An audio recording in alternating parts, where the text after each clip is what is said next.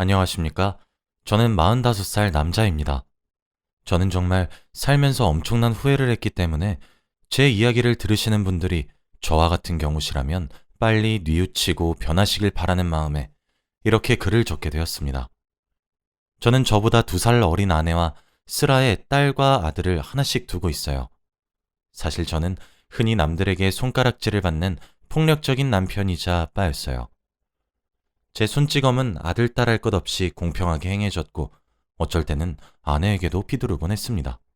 사실 저는 아내의 입에서 이혼이란 단어가 나오기 전까지 아이들의 입에서 아빠와 함께 살고 싶지 않다는 말을 듣기 전까지는 제게 문제가 있다는 사실을 멍청하게도 전혀 알지 못했습니다.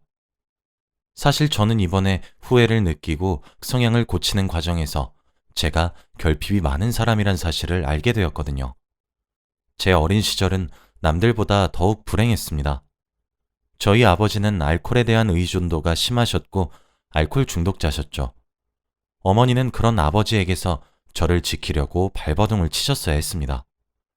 어머니는 항상 펄은 멍이 들어 있었어요. 팔과 다리에도 어느 괜찮은 구석이 하나 없었죠. 그래서 저희 어머니는 한여름에도 항상 목과 팔과 다리를 가릴 수 있는 옷들만 골라서 입으셔야 했어요. 저희 아버지는 술에 취하면 항상 어머니를 팼습니다. 그 폭력의 화살이 제게 쏟아질 것 같으면 어머니는 온몸으로 저를 보호하셨었던 것 같아요. 애한테까지 그러지 말고 애한테 할 거면 그 목까지 자기한테 하라고 소리를 지르시면서 말이죠.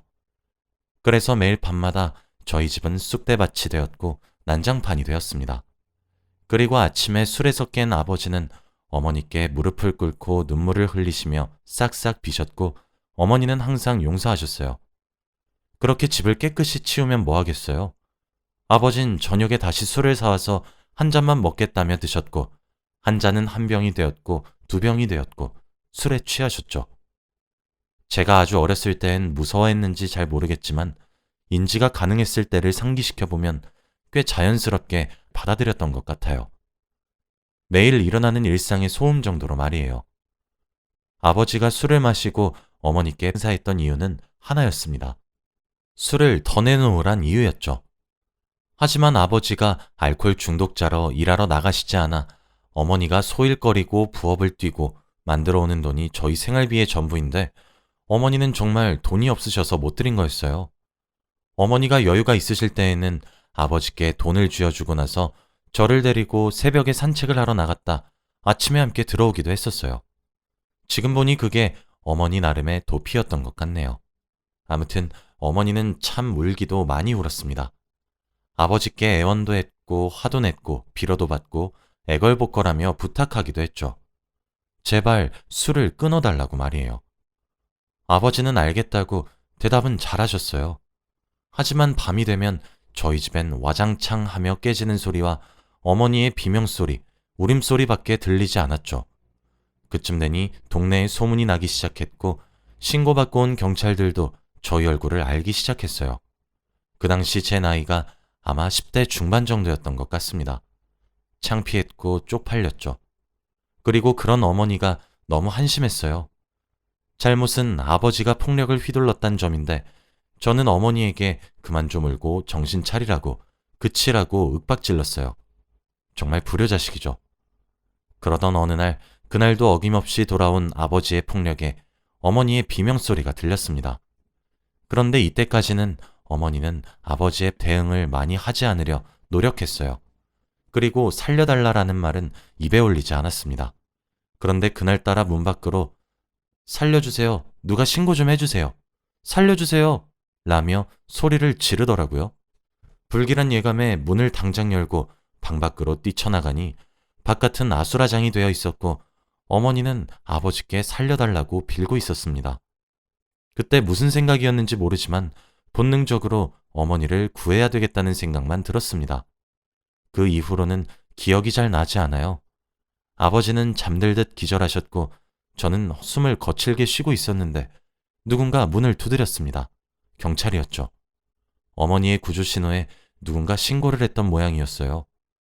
당연히 저와 어머니는 경찰서로 향했고 아버지는 구급차를 타고 응급실로 향했습니다. 아버지는 다행히 빗겨 맞았던 거라 가벼운 뇌진탕이 오셨던 거였고 술에 너무 취해 있으셔서 쓰러지듯 잠이 든 거라고 병원에서 말을 하더군요. 어머니는 누가 봐도 피해자인 몰골인데다 저는 그런 어머니를 구하려던 미성년자였고 다행히 처벌은 받지 않게 되었습니다. 일이 해결되고 아버지는 병원에 좀 더 계셔야 했기에 집에 저와 어머니 단 둘만 남았어요. 저는 어머니한테 도망가라고 했습니다. 이렇게 살지 말고 가버리라고 말이죠. 어머니는 아들인 제 말이 충격이셨나 봐요. 그리고 이번에 일어난 아버지의 폭행도 충격이셨던 것 같습니다. 어머니는 며칠 동안 숨죽여서 우셨어요. 어머니는 항상 우실 때 숨죽이시며 우십니다. 왜냐하면 아버지가 소리를 내면 정말 미친 듯이 때렸거든요. 아버지가 집에 없는데도 숨죽이며 우는 어머니를 보니 가슴 한가운데가 꽉 막힌 것만 같았죠. 그때까지 어머닌 고민을 많이 하셨던 것 같아요. 하루는 제 저녁을 차려주셨는데 저희 사는 형편에 맞지 않게 상다리가 부러지도록 맛있는 음식을 차려주셨고 고기까지 구워주시더라고요. 제게 웃으면서 아들, 맛있어? 라고 물으시면서요. 응, 너무 맛있어. 하며 저는 음식에만 정신이 팔려 있었고 어머니는 한술도 뜨지 않았습니다. 어머니는 아들, 엄마가 정말 많이 미안해? 하며 슬프게 웃으시며 제 뺨을 쓰다듬으셨죠. 그렇게 그날 어머니는 아버지가 퇴원하기 바로 전날 밤에 가벼운 옷까지만 챙긴 채 집을 나갔습니다. 어머니가 나를 버릴 줄도 몰랐고 심지어 그런 아버지와 저만 두고 도망갈 줄 몰랐어요. 그래서 정말 슬펐고 배신감에 치를 떨었지만 한편으론 이해가 되었고 그렇게 도망칠 수밖에 없었던 어머니가 앞으론 많이 웃고 행복하게 사시길 바랬죠. 제가 곁에서 지켜봐 왔으니 어머니의 삶이 얼마나 불행했는지 누구보다 잘 아니까요. 그러나 어머니가 집을 나가신 이후 제 삶은 더 지옥 같았습니다. 그럴 때마다 어머니가 얼마나 저를 지키기 위해 애쓰셨는지 느껴졌고 정말 보고 싶더라고요. 아버지는 퇴원 후 별 말 같지도 않은 핑계를 갖다 대며 저를 미친 듯이 시작했습니다. 이제 한여름에도 긴팔을 입어야 하는 사람은 어머니가 아닌 제가 되었어요. 하지만 그래도 저는 아들이고 몇 년 정도 지나 아버지보다 키가 더 커지고 힘도 더 세졌습니다. 한 번은 아버지가 습관적으로 제 뺨을 내리치시려 했는데 그 손을 잡고 아버지를 그대로 미시니 넘어지시더군요. 그 후로는 제게 손찌검을 하지 않으시기 시작했습니다. 참, 이게 뭐라고 그동안 아버지를 무서워했나 싶더라고요. 그래도 미우나 고우나 제 아버지다 보니 취업을 해서 돈을 벌면서도 아버지와 함께 살았습니다. 저도 사회생활을 하며 친구란 것이 뭔지 알게 되었고 동료가 무엇인지 알게 되었죠. 그러면서 지금 아내를 만나게 되었습니다. 아내는 정말 어머니처럼 수수한 사람이었어요. 꽃으로 따지면 들판에 피어있는 들꽃 같은 사람이었습니다. 제게 많은 사랑을 주었던 사람이었고 심지어 제가 처음 만난 여자가 아내였어요. 우리는 자연스럽게 사랑에 빠졌고 결혼까지 해서 아이까지 낳았죠. 그때부터 시작되었습니다. 제 폭력이요. 사실 저는 그런 아버지의 밑에서 자라서 폭력이 얼마나 나쁜 건지 잘 알고 있었습니다. 그래서 저는 아버지를 보면서 항상 다짐했어요. 아, 나는 저렇게 되지 말아야지. 나는 절대 저런 남편과 아빠가 되지 말아야겠다. 이런 다짐들을요. 그래서 저는 술을 입에도 대지 않는 사람입니다. 그런데 아이를 낳아 기르면서 아내와 점점 부딪히게 되었습니다. 서로 원하는 방식들도 달랐는데 아내에게 산후 우울증도 함께 왔었거든요. 보통의 남편들은 사랑하는 아내가 산후 우울증을 겪으면 좀 더 다정히 대해줄 것이고 따뜻하게 말을 하기 위해 노력했을 겁니다. 하지만 저는 그러지 못했어요. 연년생으로 아이를 낳고 산후 우울증을 겪는 아내를 이해하지 못했거든요. 아내에게 점점 화가 나기 시작했고 결혼 후 아이를 낳은 이후로는 아내와 매일같이 싸우기 시작했고 서로를 헐뜯었어요. 아내는 그럴 때마다 짐을 싸서 아이들을 데리고 친정으로 내려가기 일쑤였고 그런 태도를 보이는 아내에게 정말 미친 듯이 화가 나기 시작하더라고요. 그러다 아이들이 3살이 되던 해 결국 화를 참지 못한 제가 뺨을 때려버렸습니다. 아내와 싸움을 하기 시작하면서 그렇게 몇 년 정도 흐르니 점점 분노의 감정을 억누르기가 힘들어졌죠. 어느 순간부터는 아내가 집에 있는 꼴만 봐도 화가 치솟을 만큼 미친 듯이 화가 나더라고요. 뺨을 맞은 아내는 놀란 듯이 저를 쳐다봤습니다. 저는 그런 아내에게 욕을 하고 소리를 지르며 화를 내기 시작했어요. 그런데 그렇게 했음에도 불구하고 제 화가 도무지 풀리지 않더라고요. 스위치가 고장나서 꺼지지 않는 로봇처럼 말이에요. 아내는 계속되는 제 폭언에 눈물을 흘리며 자신이 잘못했으니 제발 그만하라 애원했죠.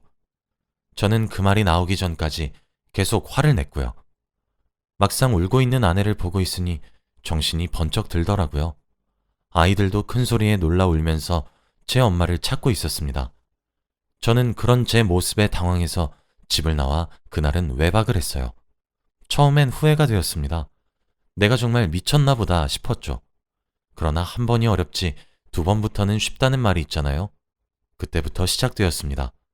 점점 날이 가면 갈수록 더 날카롭게 아내의 가슴을 후벼 파는 폭언들과 쌍욕을 내뱉기 시작했고 어쩔 때에는 아내에게 손을 휘둘렀어요. 아이들을 돌보면서도 아이들이 말을 조금이라도 듣지 않으면 제 손이 올라갔습니다. 그런 제 모습에 기겁해서 달려오는 아내가 제게 화를 내기 시작하면 어김없이 아내에게도 손을 올렸어요. 매일 후회했음에도 쉽게 고쳐지지 않았고 때렸다는 후회감과 죄책감에 술에도 손을 대기 시작했죠. 그러면서 아내에겐 더욱 가혹한 남편이 되어버렸습니다. 그러던 어느 날 아이들 둘 모두가 초등학교에 입학을 하고 난 뒤였어요. 첫째가 3학년이었고 둘째가 2학년이었으니까요. 아내는 아이들을 일찍 학교에 보내고 아침에 제게 이혼 서류를 한 장 내밀더군요. 협의 이혼을 하자고 말이에요. 아이들은 본인이 친정에 데려가 키우겠다고 말을 하더라고요. 저는 당연히 화가 또 미친 듯이 나기 시작했고 아내에게 손을 올리려고 했습니다. 그런데 아내가 제게 그러더군요. 나 이제 이렇게 살기 싫어. 제발 날 놓아줘. 라고 말이에요. 그렇게 말하는 아내는 저희 어머니처럼 숨죽이며 눈물을 흘리고 있었습니다. 움찔하고만 제가 아내를 쳐다보았어요. 순간 아내의 얼굴에 저희 어머니의 얼굴이 스쳐 지나가더군요. 아내는 그 옛날 저희 어머니처럼 한여름에도 소매가 긴 옷과 긴 바지를 입고 있었습니다. 저희 집 식탁 근처에는 전신 거울이 하나 있어요. 주방과 현관이 가까워서 제가 밥을 먹고 출근하기 전 항상 거울로 옷매무새를 체크하는 버릇이 있거든요. 저희는 주방 식탁에 앉아 얘기를 하고 있었는데 문득 고개를 돌려보니 거울에 비친 제 모습이 옛날 어머니를 때리고 사셨던 저희 아버지의 모습과 다를 바가 없더라고요. 웃음이 많았던 아내는 어느새 웃음을 잃어버리고 옛날 저희 어머니와 같은 모습을 하고 있었습니다. 그때 제가 느꼈던 감정은 슬픔과 분노 따위의 것이 아니었어요. 허망했고 허탈했으며 자괴감이 느껴졌습니다. 그제서야 눈 위에 씌어있던 무언가가 벗겨지는 듯한 느낌이 들더군요. 답답해서 메고 있던 넥타이를 풀기 위해 움직였는데 그 작은 움직임에 아내의 몸이 굳고 움찔거렸습니다. 그때 느꼈던 감정은 표현이 안 돼요. 아내는 지금쯤 날아오고도 남았을 폭력이 날아오지 않자 더욱 겁을 먹은 듯 했어요. 일단 퇴근 후 다시 얘기하자고 잠시 뒤로 미루었죠. 그날 무슨 정신으로 일을 했는지 모르겠어요. 퇴근 후 집으로 들어가기가 싫어지더라고요. 아내에게 잘못을 빌고 설득하려고 마음을 먹었습니다. 제발 한 번만 더 기회를 달라고 애걸복걸할 마음으로요. 과거에 제가 왜 그렇게 미친 짓을 했는지 믿기지가 않았고 어디에 씌었던 것은 아닐까 생각까지 들 정도였습니다. 집에 도착하니 분명 현관문 밖까지 울리던 딸과 아들의 웃음소리가 제가 비밀번호를 치고 현관문을 열기 시작하니 귀신같이 멈추더군요. 아내 뒤에 숨어서 들리지도 않을 목소리로 다녀왔냐 인사를 하길래 제가 뭐라고? 라고 되물었더니 빽 울더군요. 눈물을 흘리는 아이의 얼굴을 닦아주기 위해 아이의 얼굴 가까이 손을 가져다 대니 아이가 눈을 질끈 감고 숨을 참는 것을 보았습니다. 내가 이 작은 아이에게까지 커다란 공포심을 줬던 사실을 뼈저리게 깨달을 수 있었던 순간이었어요. 그 와중에 아들은 제가 자기 동생을 해치기라도 하는 사람처럼 동생을 자기 뒤에 숨기고 엄마도 자기 뒤에 숨기더라고요. 난 10살짜리 아이보다 못한 사람이었나 싶었습니다. 아내는 아이들을 방으로 보내 재우고 나왔고 저는 이야기 좀 하자고 요청했어요. 눈에 보일 정도로 뻣뻣하게 굳는 아내를 깨달은 순간 오늘 아침부터 지금까지 느꼈던 허망하고 허탈함이 물밀듯이 몰려왔고 자괴감과 미안함에 고개를 들 수가 없더라고요. 스스로 울 자격이 없다는 생각이 들어서 울지 않으려고 용을 썼는데도 제 눈물샘은 멋대로 눈물을 흘리게 했습니다. 갑자기 눈물을 흘리는 나를 보며 아내는 후다닥 뛰어와 밖에서 무슨 일이 있었냐고 왜 우냐고 걱정을 하기 시작하더라고요. 그럼에도 제가 진정을 하지 못하자 저를 안아 달래기 시작했습니다. 참, 이 나이 먹고 아이처럼 엉엉 울게 될 줄 몰랐는데 저희의 목소리가 컸는지 재운 지 얼마 되지 않은 아이들도 방문을 열고 고개를 빼꼼 내밀더군요. 그리고 우는 제게 다가와 아들은 자기가 아껴놨던 간식을, 딸은 자기가 가장 좋아하는 장난감을 건네주며 위로를 해주더군요. 저는 아내에게 말했어요. 내가 다 고치겠다고. 내가 오늘 알았다고. 그동안 내가 무슨 미친 짓을 했는지 오늘 깨달았는데 한 번만 더 기회를 주면 안 되겠냐고. 고칠 수 있다고 마지막이라고 생각하고 한 번만 더 기회를 달라고 빌었습니다. 가족을 잃는다는 생각을 하니 미칠 것만 같더라고요. 저는 부부 상담도 같이 받으러 가자고, 내가 더 노력하겠다고, 근데 방법을 모르겠다고, 아이처럼 엉엉 울고 있으니 딸도 울고 아들도 울고 아내도 울었습니다. 오밤중에 내 가족이서 엉엉 울었어요. 아이들은 울다 지쳐 잠들었고 아내는 그런 아이들을 물끄러미 바라보다 말하더군요. 마지막으로 믿어볼게. 라고요. 그게 작년에 있었던 일입니다. 그 후 저와 아내는 부부 상담센터를 찾았어요. 저는 심리상담까지 병행했습니다. 상담하시는 선생님들이 말씀하시길 저는 결핍이 많은 사람이라고 하더라고요. 부모의 사랑이 어긋났기에 제가 그걸 보고 배웠다고 말씀하셨죠. 심지어 제가 만난 첫 여자가 아내였기에 결핍이 많은 저는 계속 불안에 시달렸던 것이었고 그 불안과 스트레스를 부적절한 방법으로 표출한 것 같다고 하더군요. 그리고 아내의 행동을 통제하려고 하는 성향이 조금 있다고 하셨습니다. 이런 부분은 환경적 요인을 무시할 수 없는데 제가 잘못되었다는 사실을 지금 인지하고 직시하려고 노력하기 때문에 고칠 수 있다 응원하시면서요. 아내는 제 어린 시절 이야기를 전혀 알지 못하고 있어서 깜짝 놀란 것 같았죠. 그렇게 저는 차근차근 분노를 조절하는 법, 긍정적으로 감정을 풀어나가는 법, 감정을 다스리는 법 등등 여러 가지를 차근차근 배워나갔고 실천했어요. 아이들과 아내에게 진심으로 사과했습니다. 아내도 제 모난 행동들이 아무래도 어렸을 때 받았던 정서적 학대인 걸 알게 된 이유로 더욱 적극적으로 저를 이끌어 주었어요. 아내 본인도 상처가 참 많았을 텐데 말이에요. 저희 아이들도 처음엔 저를 많이 무서워했어요. 손만 움직여도 깜짝 놀라는 모습이 정말 안타까웠어요.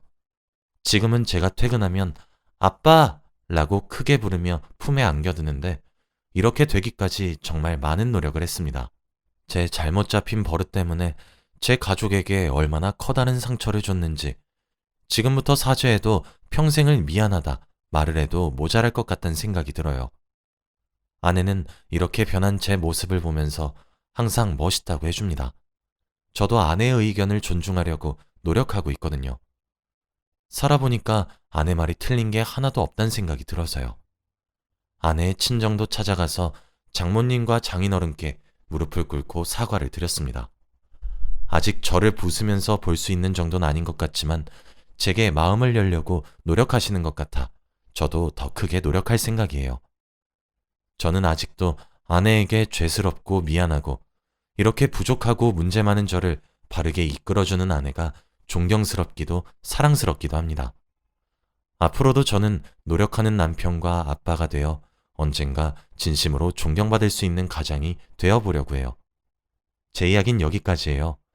제 이야기를 듣고 배우자와 아이들에게 미안하다는 감정이 느껴지시는 분들이 있으신가요? 그럼 아직 늦지 않으셨어요. 저도 정말 개차반같이 굴었어요. 근데 아내가 제게 말을 해주더군요. 배우지 못해 모르는 것은 죄가 될 수 없으나 배우려 하지 않는 것은 죄라고요. 물론 제 불우한 어린 시절이 제가 행했던 폭언과 폭력을 정당화할 수 있는 핑계가 되진 않습니다. 하지만 이번 기회로 현명한 아버지와 남편이란 무언가를 배웠고 알게 되었죠. 그러니 지금이라도 여러분들은 저처럼 커다란 후회를 하시기 전에 미리 노력하시길 바랍니다. 저는 앞으로 남은 평생을 제 잘못을 용서해준 아내와 아이들, 그리고 친정 식구들을 위해 살려고 합니다. 많이 응원해 주셨으면 좋겠어요. 제 긴 이야기를 들어주셔서 감사합니다. 행복하세요.